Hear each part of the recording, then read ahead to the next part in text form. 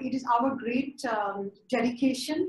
It is also our great mission, and it is also our great vision to be able to get 500 million women of India, who are 8% of the world population, on digital technology, so that those who are in the remote areas are able to also access the important exposure on executive education. Now, one of the most important things about executive presence is that when we had 650 mentees, what I noticed about them when we started our mentoring program 10 years ago is that when they came to the meeting, some of them were very casual, some of them were very professional, some of them were not always ready. And so we decided that the first thing we're going to do is have a session on executive presence. And the other question that we always got from the 650 mentees was about the power of self. So in terms of executive presence, the first thing I wanted to say to everybody who is on this particular PPT and on this particular session on April 8th, 2017, Web Mentoring #2, is that executive presence is intentional. It's strategic. It's mental, and it's dynamic. There are 4 things about executive presence. You cannot say that I will have executive presence now and I will not have it tomorrow. You cannot switch it on and off. Executive presence is intentional, and it has to be there all the time. It's not possible to switch it on and off. So whether you're a mother in the kitchen, you still have to have executive presence, but of a different kind.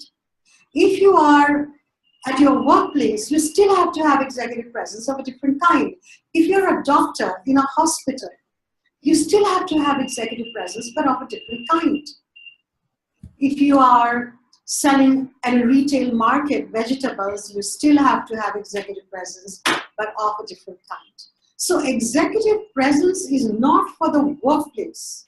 Executive presence is a personality, a brand, a message, and a sense of values that you carry with yourself all the time. You can't drop it and you can't turn it on and off. This is the first thing I want everybody to understand about executive presence. If you try to turn it on and off, you will fail. That's not how it works. Number 2, executive presence is mental. It's a state of mind. It's not something which most of the people get into: image, grooming, particular kind of clothes. That comes secondary. That's body language. 80% of executive presence is mental. What are you saying? Not how you are saying. What are you saying? How you are saying comes after what are you saying. Then comes the diction. Then comes the delivery. First, the content.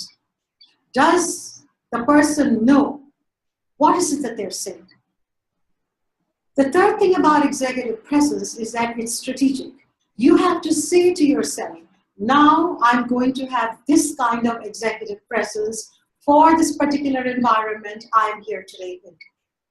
And lastly, it's dynamic. Executive presence changes.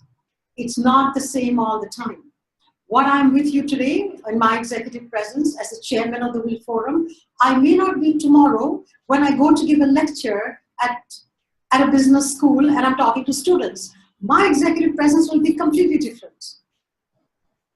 But it will be executive presence. Now I will move on to something important, which is called the power of self. The power of self is something that I think a lot of people simply have a great aspiration to have. And what they actually don't know is that it is within yourself.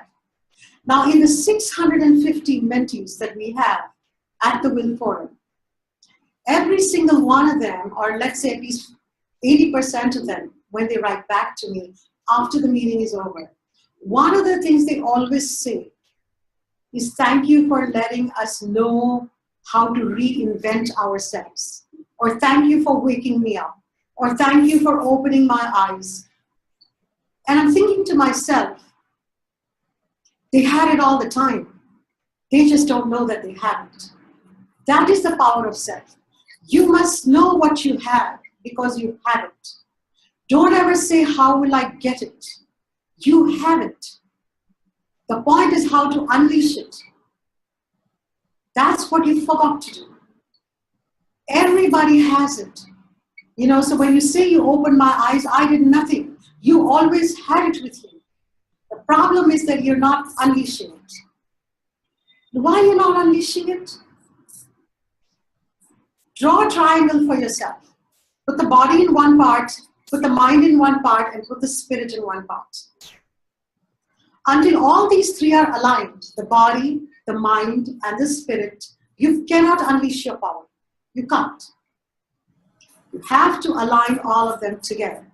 Now, sometimes the body is not aligned, sometimes the mind is wandering, and sometimes your spirit is calling both the body and the mind back, but you're not giving a chance to your spirit. The spirit never moves. The spirit is foundational. There is a word such as foundational.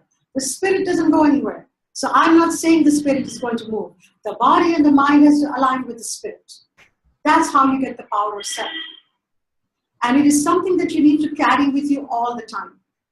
It's steady, it's strong, it's enduring, it's steadfast, it's courageous, it has conviction, and it supports you. So I'm totally baffled all the time when people say to me, you know, how do I get the power of self? And I'm thinking, you already have it. Now our job today, the 4 speakers that we have, is how you will unleash your power. And number 2, how will you enhance your executive presence?